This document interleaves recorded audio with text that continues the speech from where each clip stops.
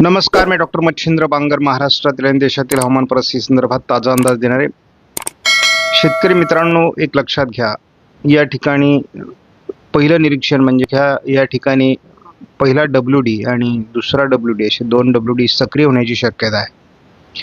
आणि मान्सूनच्या पूर्व कालावधीमध्ये येणारी WD हे पावसाळी वातावरण तयार करण्यासाठी अतिशय महत्त्वाची भूमिका बजावत असतात.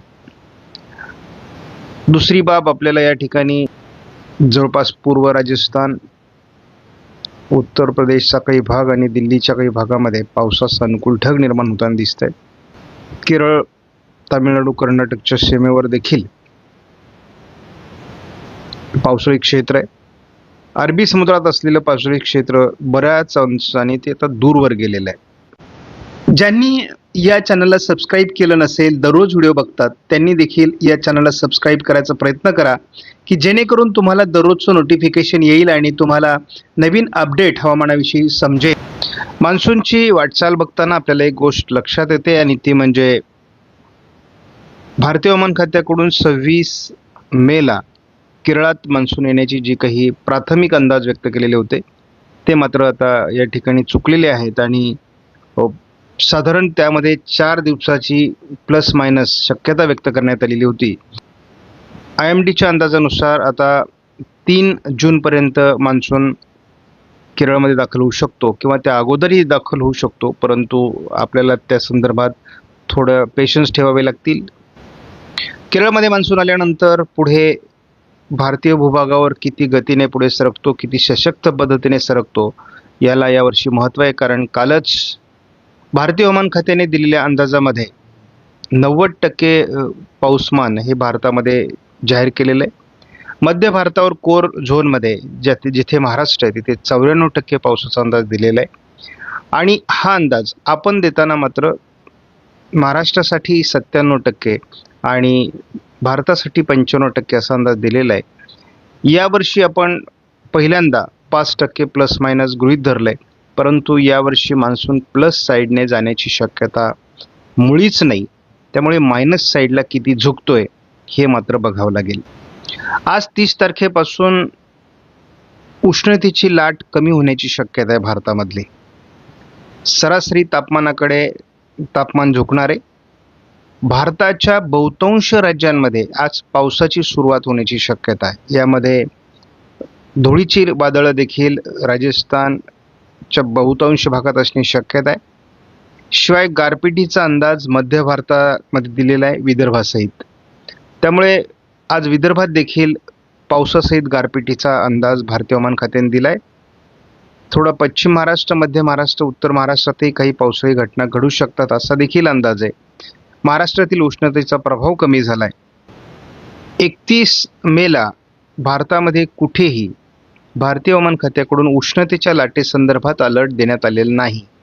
म्हणजे उष्णतेची लाट काही अंशाने कमी होण्याचे संकेत आहेत. मात्र मध्य भारतावर ऑरेंज अलर्ट देण्यात आला आहे पावसासंदर्भातला. त्यामुळे विदर्भ आणि मध्य प्रदेशमध्ये पावसाची शक्यता आहे. विदर्भात 31 तारखेला देखील गारपिटीची शक्यता व्यक्त करण्यात आलेली आहे. धुळीची वादळं राजस्थानमध्ये असू शकतात आणि संपूर्ण महाराष्ट्रात 31 तारखेपासून पावसाचे संकेत देण्यात आले आहेत. आणि आपले व्हिडिओ हे फक्त महाराष्ट्रासाठी खास करून असतात आणि आपण जेव्हा मान्सून सुरू होतो तेव्हा मात्र आपण देशाचा अंदाज फार देत नाही, तेव्हा फक्त महाराष्ट्राचा अंदाज देतो. 1 जूनचा अंदाज आपण या ठिकाणी बघतो. संपूर्ण महाराष्ट्रामध्ये पावसास अनुकूल स्थिती भारतीय हवामान खात्याकडून दाखवण्यात आली आहे. 2 जूनला देखील महाराष्ट्रामध्ये बहुतांश भागात पावसासंदर्भातला येलो अलर्ट देण्यात आला आहे. 3 जूनला विदर्भ वगळता महाराष्ट्रामध्ये पावसासंदर्भातला मेघगर्जनेसह पावसाचा येलो अलर्ट आहे. भारतीय हवामान खात्याकडून केवळ कोकणामध्ये 4 तारखेला पावसाचा अंदाज दिला आहे आणि गुजरातमध्ये. त्यामुळे विशेष अंदाज देण्यात आलेला नाही. गेल्या 2 दिवसामध्ये पावसाचं प्रमाण वाढलेलं आहे. या सर्व भागात मोठ्या प्रमाणात पाऊस झालेला आहे आणि या कोस्टल भागामध्ये देखील म्हणजे बंगालच्या उपसागराच्या किनारपट्टी राज्यांमध्ये देखील मोठ्या प्रमाणात पाऊस झालेला आहे. महाराष्ट्रात जरी पावसाचा प्रभाव नसला तरी बाकी बहुतांश भागात पावसाचा प्रभाव वाढलेला आहे. आज 30 तारखेचा आपण जर अंदाज घेतला तर या ठिकाणी एक WD मुळे सायक्लोनिक सर्क्युलेशन तयार झालं. या ठिकाणी एक सायक्लोनिक सर्क्युलेशन आहे. वाऱ्यांचा प्रभाव गुजरात, महाराष्ट्र आणि असा फिरून आहे. म्हणजे आपण या पद्धतीने हे वारे फिरताना बघतो. तर या ठिकाणी एक सायक्लोनिक सर्क्युलेशन होतं जे आता कमजोर होतं आहे आणि वाऱ्याचे प्रवाह डायरेक्ट किनारपट्टी भागाकडे सरकू लागले आहेत. आजपासून कोकणामध्ये ढगाळ परिस्थिती वाढेल.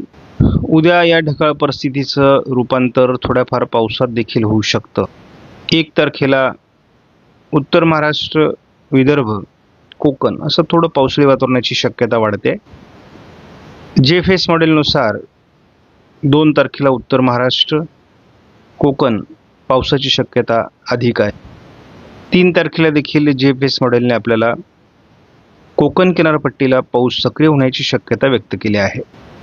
4 तारखेला देखील कोकणात पाऊस सुरू असेल. 5 तारखेला देखील अरबी समुद्राच्या दिशेने मान्सूनला पोषक अशा प्रकारची वाऱ्यांची स्थिती निर्माण होईल. कोकणात पाऊस सक्रिय राहील अगदी केरळपासून गुजरातपर्यंत. या पावसाच्या प्रमाणात वाढ ही 7 तारखेपासून होणं अपेक्षित आहे. आज 30 मे आहे आणि कोकणामध्ये वातावरण बदलायला आज सुरुवात होईल.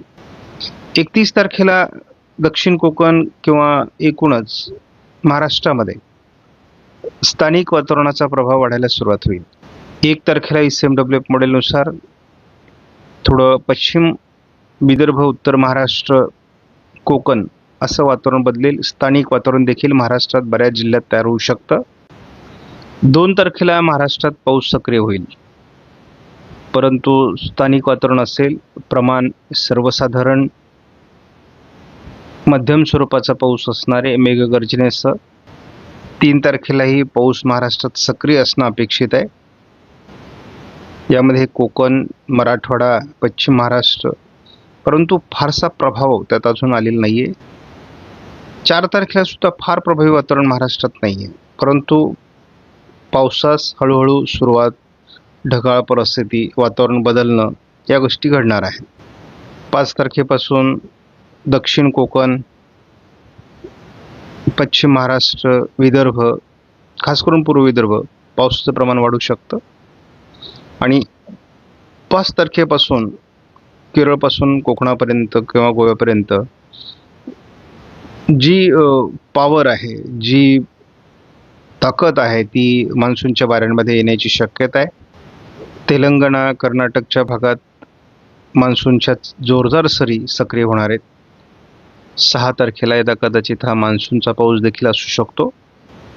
7 तारखेला पहिल्यांदा पश्चिम महाराष्ट्र, दक्षिण कोकणामध्ये जेव्हा मान्सून येणं अपेक्षित आहे तळ कोकणामध्ये, तर तो जोरदार पाऊस, मुसळधार पाऊस आपल्याला बघायला मिळतोय. महाराष्ट्रात देखील पावसाळी वातावरण असणार आहे.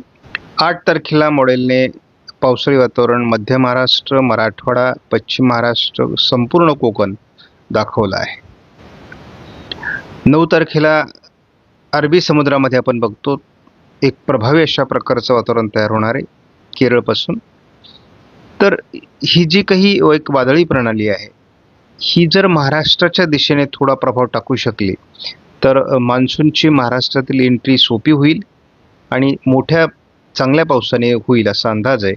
त्यामुळे 9 तारखेला देखील महाराष्ट्राच्या मराठवाडा, पश्चिम महाराष्ट्र, मध्य महाराष्ट्र, कोकण अतिशय चांगल्या प्रकारचा पाऊस किंवा आपण मोठे पाऊस पण त्याला म्हणू मेघगर्जनेसह होण्याची शक्यता आहे.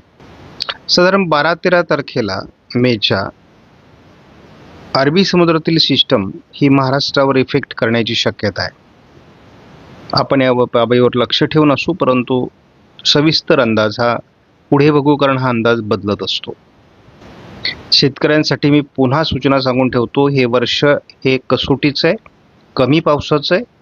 त्यामुळे शेतकऱ्यांनी पेरणीची घाई करायची नाही. आपल्या भागात जोपर्यंत 75 ते 100 मिलीमीटर पाऊस होत नाही तोपर्यंत पेरणी करायची नाही. आपण 13 तारखेपर्यंत एकत्रित अंदाज जर ICMWF मॉडेलचा बघितला तर कोकणामध्ये आपल्याला साधारण 8-9 तारखेनंतर मुसळधार पावसाचा अंदाज देण्यात आला आहे. शिवाय महाराष्ट्रामध्ये उत्तम पावसाचा अंदाज आहे. बघू आपण काय काय बदल होतोय. हाच अंदाज आपण जेव्हा जेफेस मॉडेलनुसार बघतो तेव्हा मात्र आपल्याला कोकणात पाऊस आहे, परंतु विदर्भ आणि कोकण असा पावसाचा अंदाज देण्यात आलेला आहे. आणि या ठिकाणी एक मोठी गॅप दाखवण्यात आलेली आहे. परंतु एक लक्षात घ्या, फक्त SMWF मॉडेलचा अंदाज महाराष्ट्रामध्ये जास्त जुळतो हे लक्षात घ्या. महाराष्ट्रामध्ये पावसाचा प्रभाव कधी सुरू होईल तर साधारणपणे आत्ता देखील आपल्याला घाटमाथ्यावर पावसाचा अनुकूल ढग आहेत. सिंधुदुर्गमध्ये पावसाचा अनुकूल ढग आहेत, कोल्हापूरच्या आजूबाजूने सकाळीच. परंतु दुपारनंतर हे वातावरण थोडं शिथिल होणार आहे. त्यामुळे आज काही लगेचच पावसाचा अंदाज नाही आहे. मात्र आज उशिरा भंडारा, गोंदिया, नागपूर, अमरावती, पूर्व विदर्भाच्या काही जिल्ह्यांमध्ये पावसाळी वातावरण तयार होऊ शकतं. शिवाय उद्या पहाटे थोडं जळगाव, नंदुरबारच्या दिशेने वातावरण सरकण्याची शक्यता आहे. आता ते किती प्रभावी ठरते ते बघूयात, कारण कालपर्यंत 31 तारखेला चांगला पाऊस महाराष्ट्रात दाखवला जात होता आणि आज मात्र तो दाखवला जात नाही. परंतु तरी देखील सातारा, रायगड, रत्नागिरी, सिंधुदुर्ग आणि कोल्हापूर भागात घाटमाथ्यावर पावसाचा 31 तारखेला अंदाज आहे. स्थानिक वातावरण देखील महाराष्ट्रात, मराठवाडा, विदर्भात असण्याची शक्यता आहे. 1 तारखेला आपण बघतो मुख्य काय बदल आहे हवामानात, तर छत्रपती संभाजीनगर, जालना, बुलढाणा, अकोला, जळगाव, नाशिक पूर्व, धुळे पूर्व भागात थोडं पावसाळी वातावरण मोठ्या स्वरूपातलं तयार होऊ शकतं आणि घाटमाथ्यावरही पावसाची शक्यता आहे. त्यामुळे नंदुरबारमध्ये सुद्धा या पावसाचा प्रभाव दाखवण्यात आलेला आहे. उद्या 1 तारखेला 1 तारखेचा अंदाज आहे. मग सुरुवात उत्तरेकडील पावसाने होते की काय असं थोडं वाटतंय. उत्तरेकडून दक्षिणेकडे हे वातावरण सरकतंय 1 तारखेला, मान्सूनच्या अपोजिट.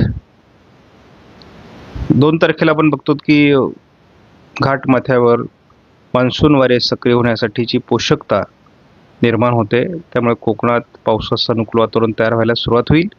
3 तारखेला देखील कोकण किनारपट्टीला काही ठिकाणी पावसाला सुरुवात होईल. धुळे आणि नाशिक जिल्ह्यामध्ये चांगलं पावसाळी वातावरण आपल्याला 3 तारखेपासून दाखवलं जातं आहे. मराठवाड्यामध्ये, पश्चिम महाराष्ट्रामध्ये, विदर्भामध्ये स्थानिक वातावरण देखील असणार आहे. 4 तारखेला देखील घाटमाथ्यावर आणि कोकणामध्ये पावसाळी वातावरण आहे. महाराष्ट्रात स्थानिक वातावरण आहे. मान्सून पोहोचलेला नाही, परंतु 5 तारखेपासून कोकणामध्ये जोरदार घाटमाथ्यावर आणि